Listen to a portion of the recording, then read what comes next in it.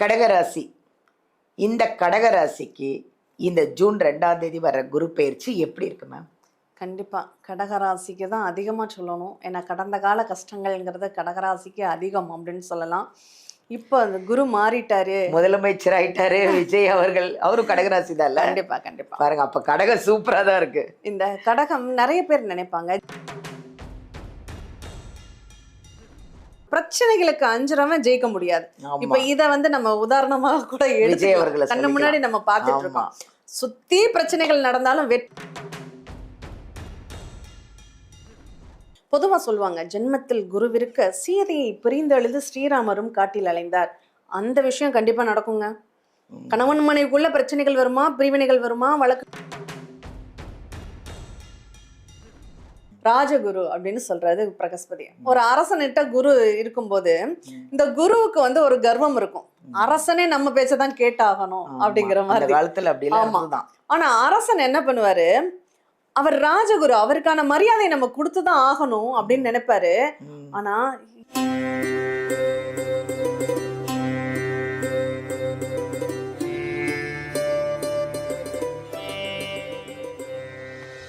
எல்லாருக்கும் வணக்கங்க.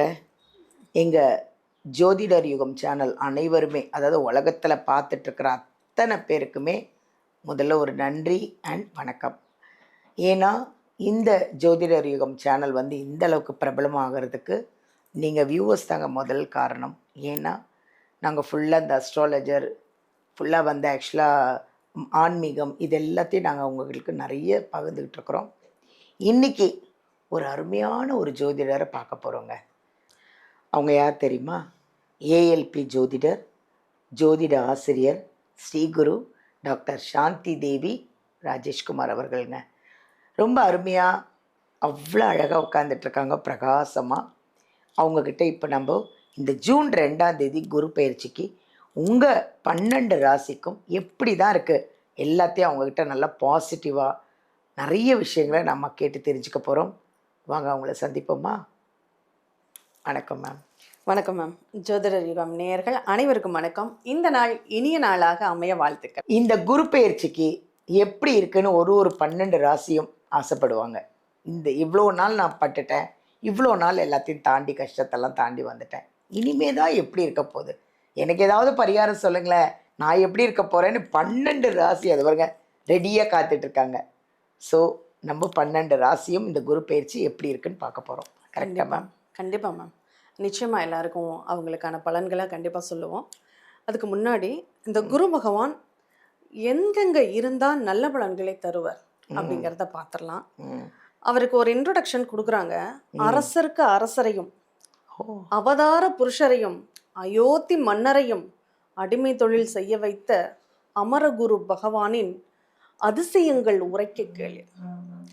2 5 7 9 இதமான அமரகுரு பகவான் இன்பம் தரும் 11 இருக்கும்போது இதுவெல்லாம் நடக்குமென்று இயம்பிடுவீர் உலகத்தார்க்கே.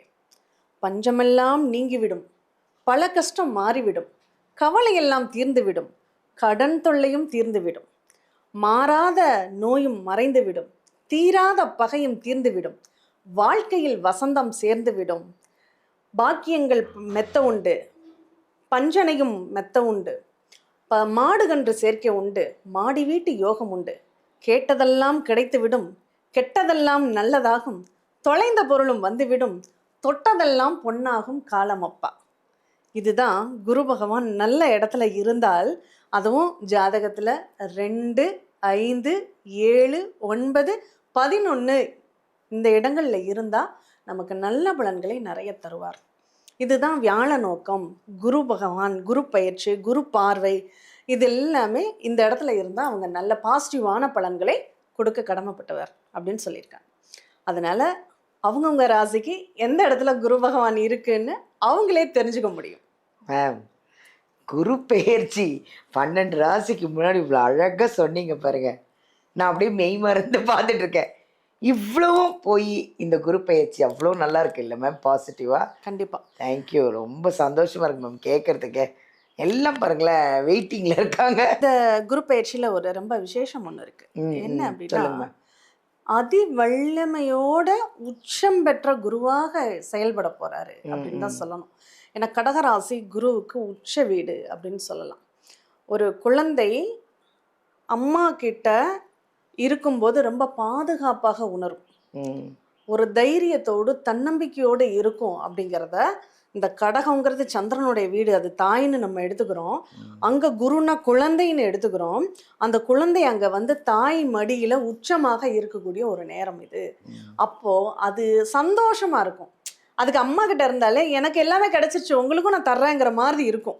அப்படிப்பட்ட ஒரு இடத்துல இப்ப குரு பகவான் இருக்கார். அதனால அவங்கவங்க பாவ புண்ணியங்களுக்கு தகுந்த பலன்களை அவர் கொடுக்க கடமைப்பட்டவர் அப்படின்னாலும், ஓரளவு ஒரு நல்லவர் அப்படின்னா கொஞ்சம் எல்லாருக்குமே ஒரு நல்ல பலன்களை கொடுப்பாரு அப்படின்னு சொல்லலாம் இல்லையா? அவரால அவங்க இருக்கக்கூடிய இடம் சரியில்லாத இடமாக இருந்தாலும் பரவாயில்ல, என்னுடைய குணம் நான் கொடுக்கறது, அதனால நான் உங்களுக்கு கொடுக்குறேன் அப்படிங்கிற மாதிரி ஏதாவது ஒரு ரூபத்துல அவருடைய பார்வை பலத்துல அவர் கொடுக்கக்கூடிய வாய்ப்புகளை கொடுத்தோம். அப்ப இந்த கடகத்துல இருக்கக்கூடிய இந்த குரு பகவான் ஒரு 3 ராசிகளை சிறப்பு செய்வார். ஏன்னா அந்த 3 ராசிகளை அவர் பார்ப்பார். அப்ப எந்த ராசிக்கு அவருடைய பார்வை விழுகுது அப்படின்னா விருச்சிக ராசிக்கு. அவருடைய 5வது பார்வை விருச்சிக ராசிக்கு இருக்கு. அவருடைய 7வது பார்வை மகர ராசிக்கு இருக்கு. அவருடைய 9வது பார்வை மீன ராசிக்கு இருக்கு. இந்த 3 ராசிகளுக்கும் அவர் ரொம்ப சிறப்புகளை பண்ணக்கூடியவராக இந்த குரு பகவான். குரு பார்வை தான் ரொம்ப சிறப்பு.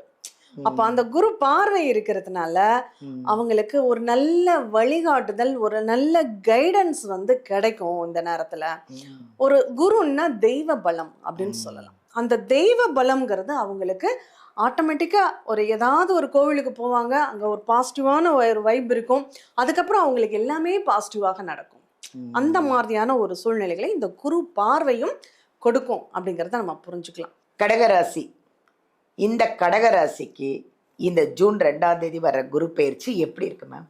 கண்டிப்பா கடகராசிக்கு தான் அதிகமா சொல்லணும். ஏன்னா கடந்த கால கஷ்டங்கள்ங்கிறது கடகராசிக்கு அதிகம் அப்படின்னு சொல்லலாம்.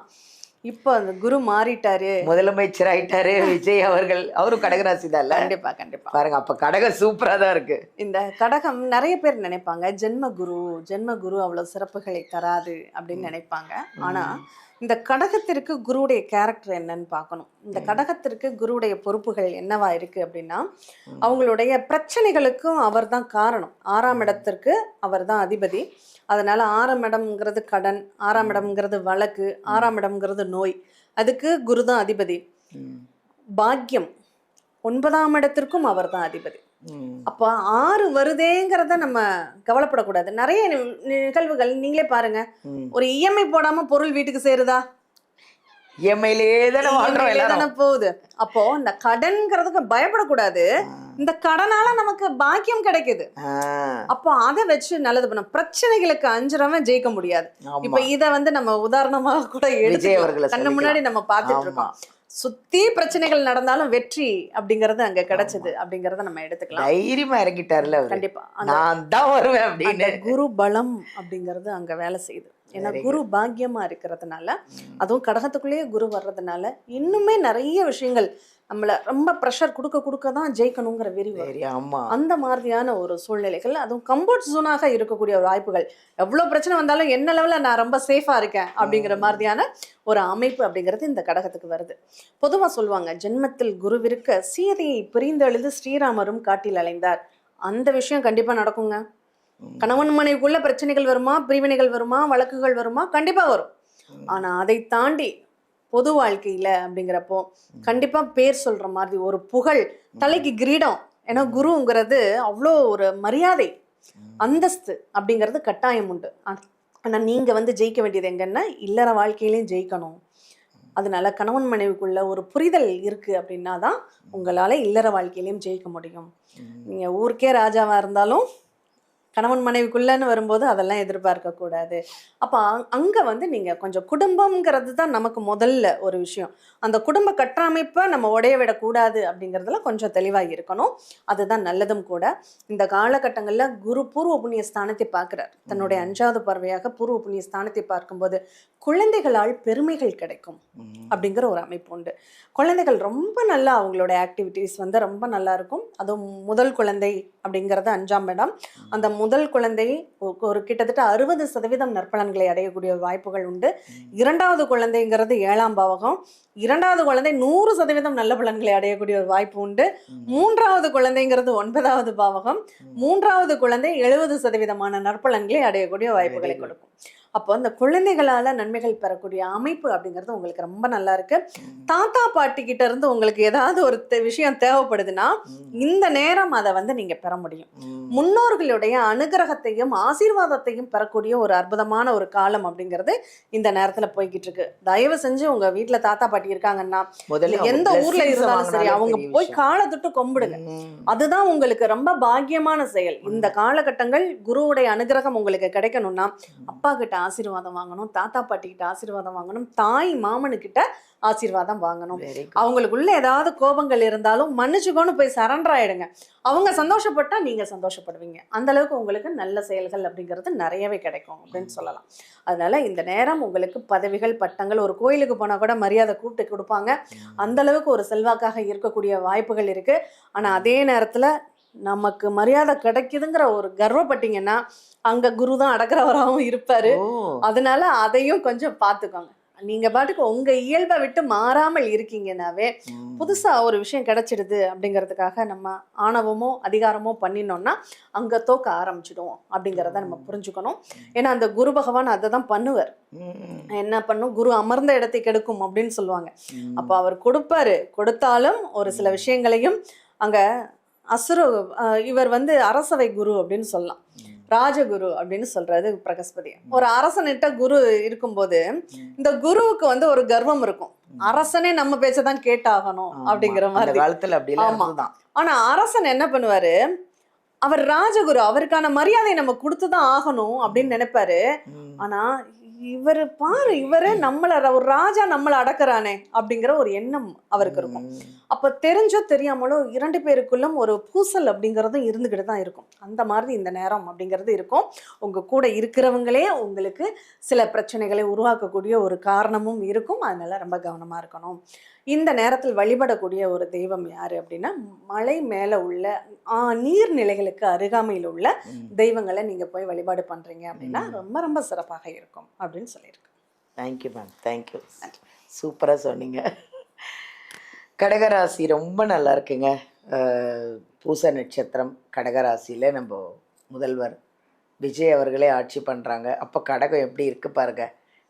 நீங்கள் கடகமாக இருந்தால் உங்கள் வேலைகளை பார்த்துட்டு போயிட்டே இருங்க, எதை பற்றியும் கவலைப்படாதீங்க. நல்ல மனசோட தெய்வத்தை நிறைய வழிபாடு பண்ணுங்கள். உங்களோட நோக்கு என்னவோ அதை நோக்கி போயிட்டே இருந்தீங்கன்னா ஜெயிச்சிருவீங்க. தேங்க்யூ.